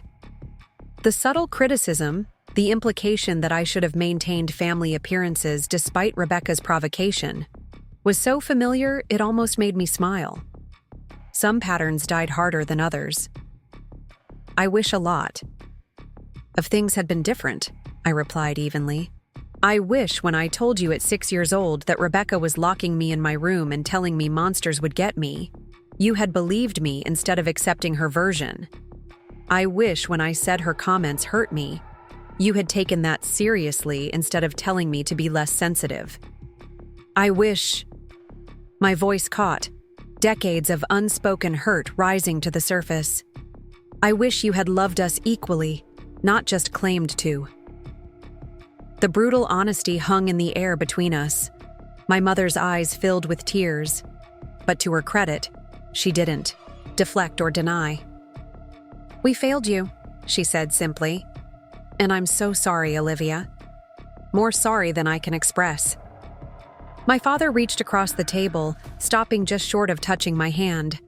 "We can't change the past, but we want a different future, if you'll allow it. A relationship based on respect and honesty, not roles and expectations." I studied their faces, searching for signs of the familiar patterns. The subtle dismissal, the unspoken comparisons, the conditional approval tied to compliance with family mythology. Instead, I saw something new: genuine regret, tentative hope, and a vulnerability neither of them had ever shown me before. "What about Rebecca?" I asked, the question that had hovered unspoken throughout our conversation. My mother's expression tightened. "That's complicated. Rebecca and Nathan are still in counseling. The affair with James was apparently not an isolated incident." "She's struggling," my father added diplomatically. "With her marriage, with her self-image, with the public nature of what happened at your wedding. She's angry. At you, at us, for what she sees as taking your side. At herself, though she wouldn't admit that part." "Has she acknowledged any responsibility for her behavior toward me over the years?" My parents' hesitation told me everything I needed to know. "Not in so many words," my mother finally admitted. "She feels persecuted, claims we're rewriting history." I nodded, unsurprised. Rebecca's entire identity was built around being the flawless golden child, the daughter who could do no wrong. Admitting to decades of deliberate cruelty toward her younger sister would shatter that self-image beyond repair. "I need you to understand something," I said, choosing my words carefully. "I don't need or expect Rebecca to suddenly become the sister I always wanted. Some relationships can't be repaired, and that might be the case with us. What I do need is for you both to stop enabling her behavior and expecting me to tolerate it for the sake of family harmony." "That's fair," my father agreed. "More than fair, given everything." "And I need you to respect my boundaries," I continued. "If I decline an invitation, it's not rejection, it's self-care. If I limit my time at family gatherings, it's not punishment, it's protection." "We can do that," my mother said, her usual poise returning as she regained emotional equilibrium. Though I hope you'll still be part of our lives, Olivia, especially now that... She trailed off, glancing at my father. Now that what? I prompted, sensing there was more to this conversation than they'd revealed. My father cleared his throat. I've been having some health issues of my own. Nothing critical, he hastened to add, seeing my expression change. But enough to make me reevaluate priorities. I'm scaling back my surgical practice, transitioning to more teaching and administrative roles. Dad, I'm sorry. What kind of health issues? The physician's daughter in me immediately wanted specifics, prognosis, treatment plans. Cardiac arrhythmia, similar to your mother's condition but with different underlying causes, manageable with medication and lifestyle changes. He smiled, ruefully. Turns out decades of surgeons' hours and stress don't do the heart any favors. Who knew? The attempt at humor didn't mask the seriousness of the revelation. Both my parents were facing mortality in ways they hadn't before, which explained some of the newfound introspection and desire for reconciliation. I still want to know you, Olivia, my mother said softly. The real you. Not the daughter I thought you should be, but the woman you've become. I'm proud of your success, your marriage to Daniel, the life you've built. I should have told you that long ago and much more often.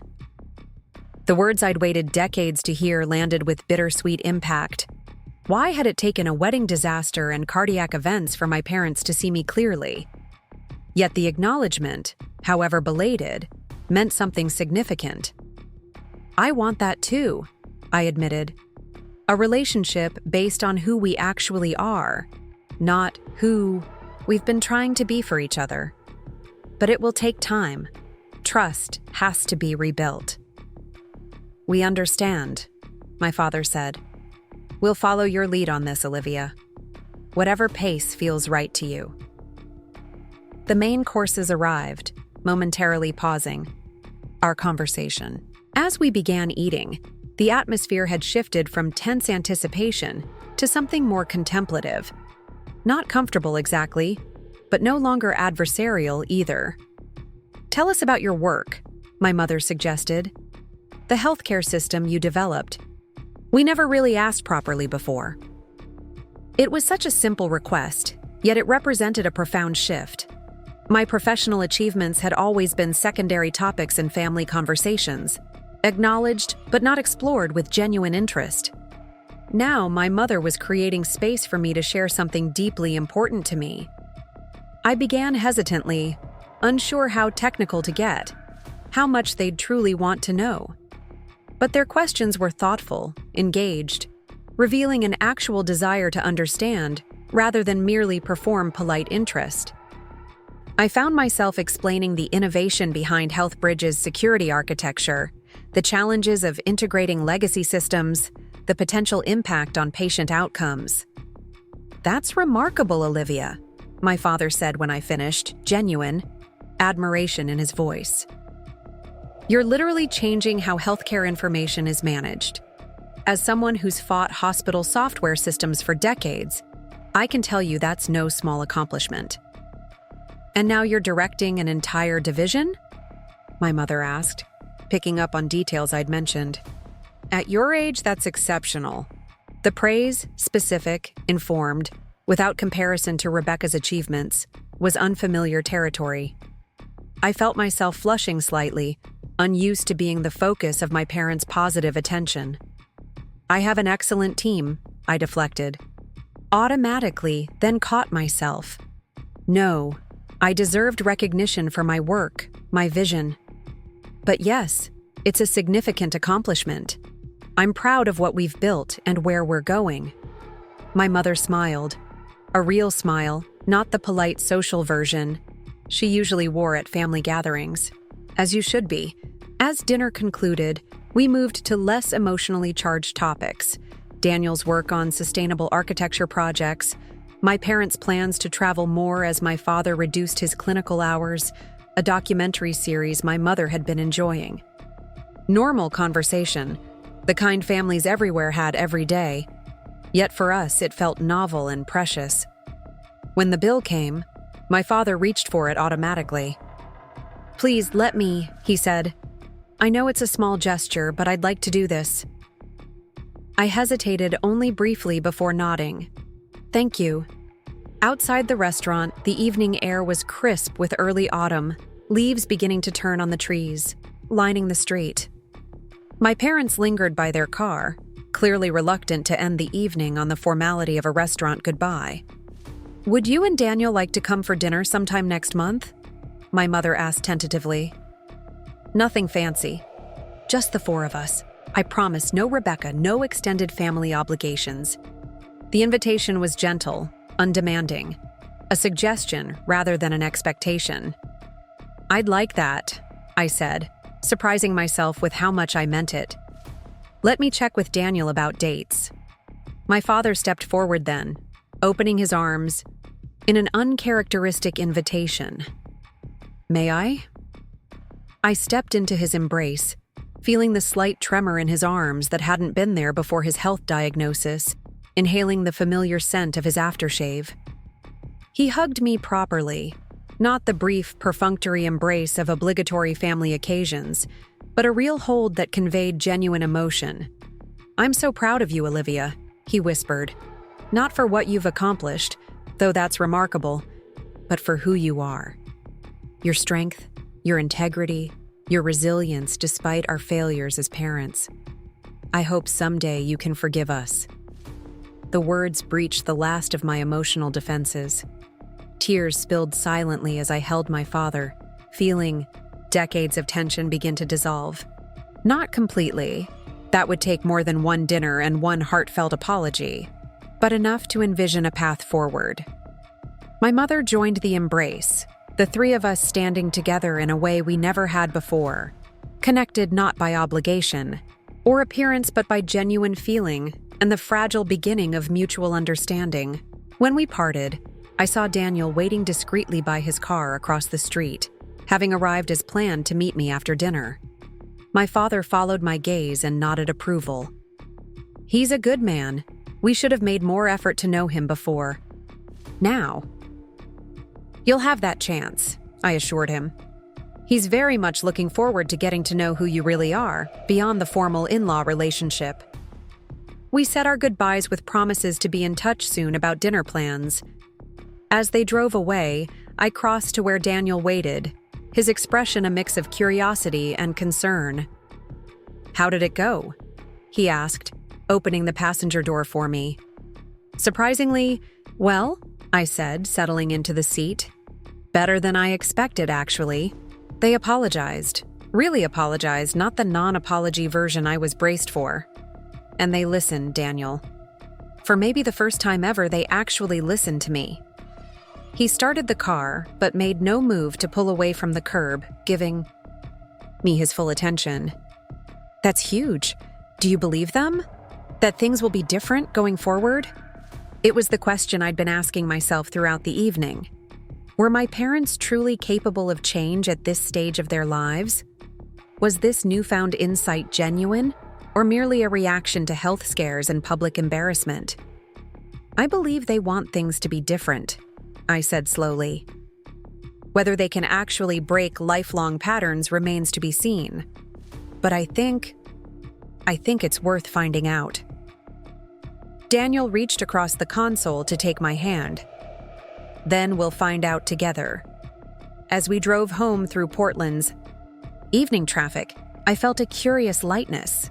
Not the giddy relief of problems solved, but the measured optimism of having taken an important step in the right direction. The road ahead with my parents would have its complications and setbacks, old habits reasserting themselves in moments of stress. But tonight had shown that change was possible, that decades of dysfunction didn't have to dictate our future relationship. Rebecca remained the unresolved question mark. My parents had been careful in their comments about her, neither defending her actions nor completely condemning them. They were caught in the painful position of loving two daughters who might never reconcile, trying to navigate a middle path that acknowledged both perspectives. I didn't envy them that challenge. For my part, I had no immediate interest in rebuilding a relationship with my sister. Some bonds were too damaged to repair, some patterns too toxic to risk re-engaging with. Perhaps someday, if Rebecca did the necessary work on herself and took genuine responsibility for her behavior, we might find a way toward civil interaction, but I wouldn't hold my breath waiting for that unlikely development. "Penny for your thoughts?" Daniel asked as we turned onto our street. "Just thinking about Rebecca," I admitted. "Mom said she's struggling with everything. The affair exposure, her marriage, the shift in family dynamics." Daniel parked in our building's garage and turned to face me. "Does that make you feel guilty?" I considered the question carefully, wanting to be honest with myself as much as with him. "No," I finally said. "I feel sad for her in an abstract way, the way you'd feel for anyone facing difficult consequences. But I don't feel responsible for her situation. She made her choices, the affair, the public announcement of my bonus, the years of undermining me. What's happening now is the natural result of those choices." He nodded, seeming satisfied with my answer. "That's healthy, Liv. Empathy without taking on blame that isn't yours." As we rode the elevator to our floor, I leaned against his shoulder, suddenly exhausted from the emotional intensity of the evening. "When did you get so wise about family psychology?" I teased. "Purely self-defense," he replied with a smile. "I married into a complex situation, had to educate myself or risk saying entirely the wrong thing at critical moments." The elevator. Doors opened, revealing Mrs. Abernathy waiting with her small terrier on a leash. "There's our newlyweds," she exclaimed, stepping aside to let us exit. "How's married life treating you too?" "Wonderfully," Daniel answered, while I bent to pet the friendly dog. "Though we're still figuring out the in-law dynamics." Mrs. Abernathy nodded sagely. "Families are like gardens, dear.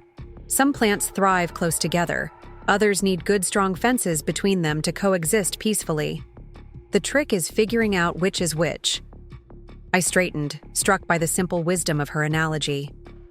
"That's exactly right, Mrs. Abernathy. Some relationships need healthy boundaries to flourish." "Well, you two have always struck me as having good instincts," she said, guiding her dog into the elevator. "Trust those instincts about who to let close and who to keep at a polite distance. Life's too short for toxic relationships, family or otherwise." As the elevator doors closed on her parting wave, Daniel and I exchanged amused glances. "Does she moonlight as a therapist?" he wondered. Because that was better advice than I got from that counselor we saw before the wedding. Inside our apartment, I kicked off my heels and collapsed onto the sofa, the events of the evening finally catching up with me. Daniel disappeared into the kitchen, returning moments later with 2 glasses of wine. "A toast," he said, handing me one. "To new beginnings, with your parents, with your career, with us." I clinked my glass against his. "And to healthy boundaries, with those who haven't earned closer access." We sat together in comfortable silence, the city lights twinkling beyond our windows. Tomorrow would bring new challenges, work decisions, family negotiations, the ongoing process of building our life together. But tonight, in this moment, I felt a profound sense of rightness. My wedding day hadn't gone as planned. The public revelation of my bonus and my retaliatory exposure of Rebecca's affair had created spectacular family drama that would likely be whispered about in Portland social circles for years to come.